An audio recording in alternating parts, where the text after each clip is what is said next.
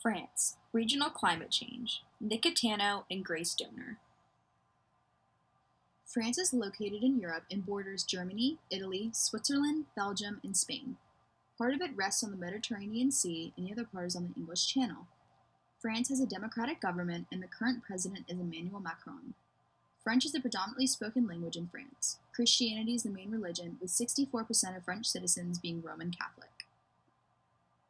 The climate of France is mainly temperate. Northern and western France are low-lying, with mountainous regions in the east, the Alps and the Jura, in the south, the Pyrenees and the Massive Central.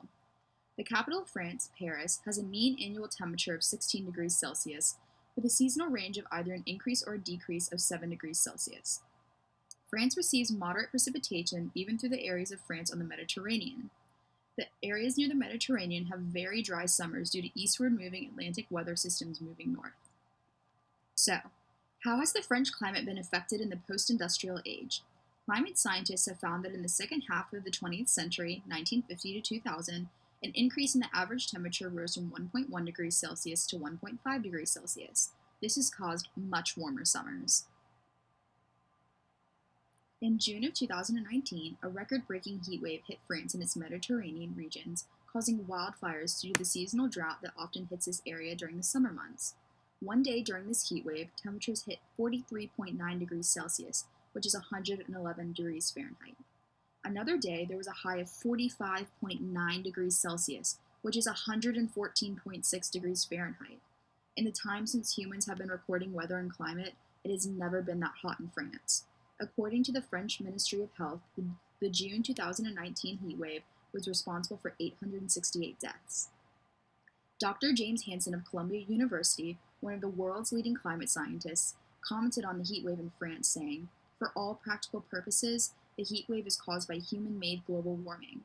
In dry subtropics such as the Mediterranean area, the temperature distribution shift in the summer is so large that events as extreme as those in 2003 and 2019 now have a probability of happening that is at least a couple of orders of magnitude factor, about 100 or more, greater than it was in the climate without human influence."